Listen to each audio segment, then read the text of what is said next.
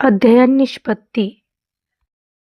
गोष्टीची मध्यवर्ती कल्पना व पात्राच्या भावना लक्षात घेऊन संवादासह सांगतो. इयत्ता पहिली. विषय मराठी. पृष्ठ क्रमांक 49, पाठ 22. माझे सोबती. मुलांनो, तुम्ही शाळेत येता. शाळेत तुम्हाला नवीन सवंगडी भेटतात, जे तुमचे सोबती असतात. तसेच घरात आई बाबा हेही आपले सोबती असतात. आपले भाऊ बहीण हेही आपले सोबती असतात. आज आपण एक पाठ शिकणार आहोत, माझे सोबती. त्यामध्ये तुमच्याच वयाचा एक छोटासा मुलगा आहे आणि त्याचे सोबती कोण कोण आहेत, चला पाहूया. चित्रामध्ये पहा, एक छोटा मुलगा घराच्या पायरीवरती बसलेला आहे. त्याच्या आजूबाजूला प्राणी व पक्षी जमलेले आहेत. आता तो या प्राणी व पक्ष्यांबद्दल काय माहिती सांगत आहे, पाहूया चला. त्याचा पहिला सोबती आहे पोपट. पोपट मिठू मिठू बोलतो. पोपट हिरव्या रंगाचा असतो.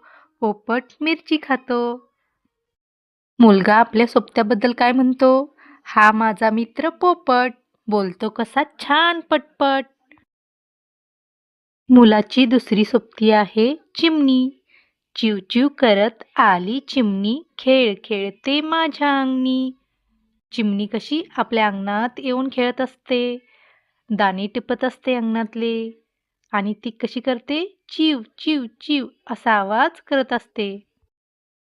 मुलाचा पुढचा सोबती आहे मोती.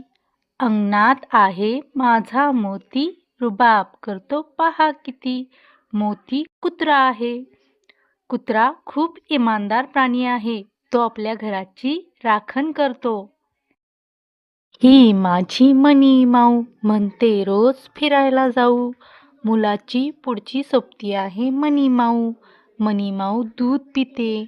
मनी माऊ उंदरांना पकडते. मनी माऊ म्याव म्याव असा आवाज करते. ही आहे माझी शेळी गुनी, चरायला जाते हिरव्या रानी. मुलाची पुढची सोबती आहे शेळी. शेळी दूध देते. शेळी गवत खाते. चित्रामध्ये आपल्याला गायही दिसत आहे. गाय ही मुलाची सोबती आहे. गाय दूध देते. गाय गवत खाते. चित्रात आपल्याला कोंबडी व तिची पिल्लेही दिसत आहेत. कोंबडी अंडे देते. मुलाची सोबती कोंबडीही आहे. अशा प्रकारे गाय, चिमणी, पोपट, मोती, मनीमाऊ, कोंबडी हे सगळे मुलाचे सोबती आहेत, त्याचे मित्र आहेत. तो म्हणतो, हे सगळेच माझे दोस्त, त्यांच्यासोबत वेळ जातो मस्त. मुलगा प्राणी व पक्षी या सर्वांना आपले सोबती मानतो, आपले दोस्त मानतो.